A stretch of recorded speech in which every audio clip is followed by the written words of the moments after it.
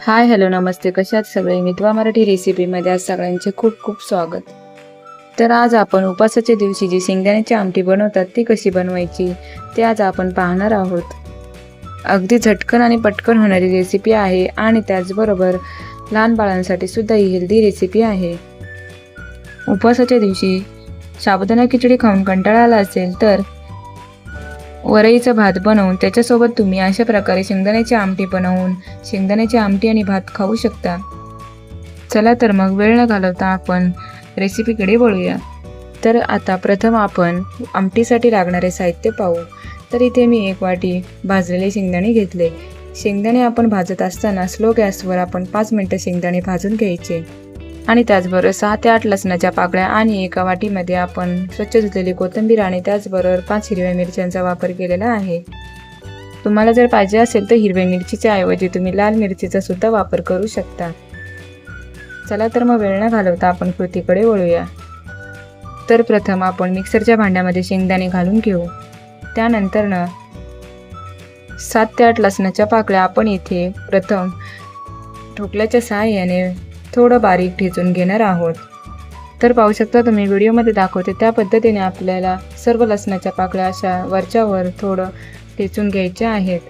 म्हणजे कसं मिक्सरच्या भांड्यामध्ये लसूण असा अख्खा राहत नाही, त्याचं व्यवस्थित ग्रंट होतं. आता ठेचून घेतलेल्या लसणाच्या पाकळ्या आपण मिक्सरच्या भांड्यामध्ये घालून घेऊ. त्यानंतर स्वच्छ धुतलेली कोथिंबीर आपण मिक्सरच्या भांड्यात घालून घेऊ. त्यानंतर हिरव्या मिरचींचे असे 2-2 तुकडे करून आपण मिक्सरच्या भांड्यात घालणार आहोत. त्यानंतर 10 ते 12 आपण कढीपत्त्याची पानं मिक्सरच्या भांड्यात घालून घेऊ. त्यानंतर आपण इथे पाव चम्मच मीठ घालून घेणार आहोत.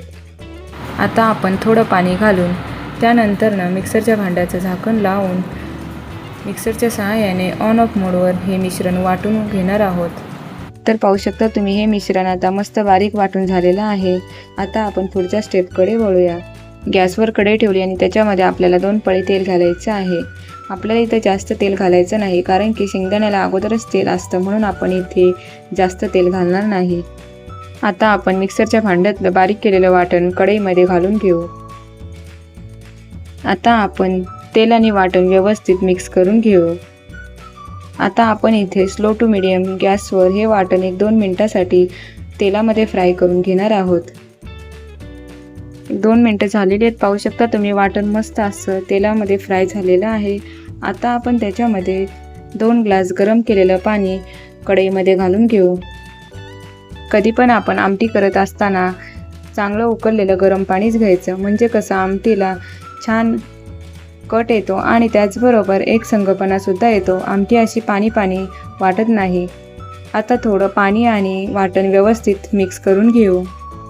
आपण ज्यावेळेस कधी पण उसळी डाळी करतो त्यावेळेससुद्धा आपण कडधान्यांमध्ये सुद्धा आपण जेव्हा पाणी वळतो त्यावेळेस शक्यतो गरम केलेलंच पाणी वापरायचं, म्हणजे कसं कडधान्यसुद्धा लवकर शिजतात आणि त्याचबरोबर आमटीलासुद्धा एक संगपणा येतो आणि पाणी वाटत नाही. तर पाहू शकता तुम्ही आपण फक्त 2 पळी तेल घातले आमटीमध्ये, तर किती छान तेल सुटलेलं आहे. आता चवीनुसार आपण मीठ घालून घेऊ. तर पहा इथे आपण वाटण वाटताना सुद्धा आपण मीठ घातलेलं आहे, त्याच्यामुळे आमटीमध्ये मीठ टाकताना आपण मिठाचं प्रमाण कमी ठेवणार आहोत. आता आपण गॅसची फ्लेम स्लो टू मिडियम ठेवून एक अर्धा मिनिटासाठी आमटी उकळवून घेऊ. तुम्हाला जर ही रेसिपी आवडली असेल तर लाईक करा, चॅनलला सबस्क्राईब करा. सबस्क्राईब केल्यानंतर बेल आयकॉनवर क्लिक करायला मात्र विसरू नका. ऑलवर क्लिक करा, म्हणजे मी तयार केलेली प्रत्येक रेसिपीचे नोटिफिकेशन सगळ्यात अगोदर तुम्हाला येईल.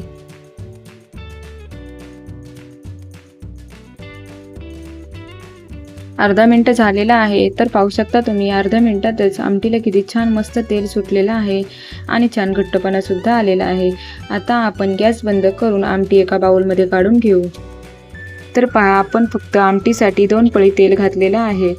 2 पळी तेलामध्ये किती छान मस्त आमटीला तेल सुटले आणि त्याचबरोबर छान घट्टपणासुद्धा आलेला आहे आणि महत्त्वाची गोष्ट म्हणजे आमटीला छान रंगसुद्धा आले. अशा प्रकारे तुम्ही आमटी बनवा आणि कशी झाली आहे आमटी मला कमेंट्स करून नक्की सांगा. चॅनलवर नवीन असाल तर लाईक अँड सबस्क्राईब नक्की करा, कारण तुमचं एक लाईक एक सबस्क्राईब नवीन युट्यूबरसाठी लाख मोलाचे असते. आहे की नाही झटकन आणि पटकन होणारी रेसिपी आणि त्याचबरोबर उपासाच्या दिवशी असं चटपटीत खायलासुद्धा खूप छान वाटतं. तर पाहू शकता तुम्ही इथे आमटीला खूप छान घट्टपणा आले आणि त्याचबरोबर आमटीचा कलरसुद्धा बिलकुल उडाला नाही. छान ग्रीन कलर तसाच राहिलेला आहे. आपण ज्यावेळी वाटून घेतलेलं वाटण तेलामध्ये फ्राय करून घेत होतो त्यावेळी वाटणमधलं जोपर्यंत पाणी निघून जात नाही तोपर्यंत आपल्याला हे वाटण व्यवस्थित तेलामध्ये फ्राय करून घ्यायचं आहे. म्हणजे जोपर्यंत वाटणला तेल सुटत नाही तोपर्यंत आपल्याला व्यवस्थित फ्राय करून घ्यायचं आहे. आणि त्यानंतर आमटीमध्ये ज्यावेळेस आपण पाणी ओततो त्यावेळेस शक्यतो गरम पाणीच ओतायचं आणि त्यानंतर आमटी एक अर्धा मिनिटासाठी फक्त उकळून द्यायची. जास्त आमटी हलवायची नाही म्हणजे आमटीचा कलरसुद्धा उडत नाही. ग्रीन कलर छान टिकून राहतो. अशा प्रकारे आपण हिरव्या मिरचीचं प्रमाण कमी ठेवून लहान बाळांसाठी सुद्धा ही रेसिपी बनवू शकतो आणि त्याचबरोबर लहान बाळंसुद्धा ही रेसिपी आवडीने खातात. अशाच मस्त चमचमीत आणि झणझणीत रेसिपीसाठी मितवा मराठी रेसिपीला सबस्क्राईब करा आणि त्याचबरोबर बेल आयकॉनवर क्लिक करा. पुन्हा भेटूयात अशाच एका नवीन रेसिपीमध्ये. तोपर्यंत धन्यवाद. Bye bye.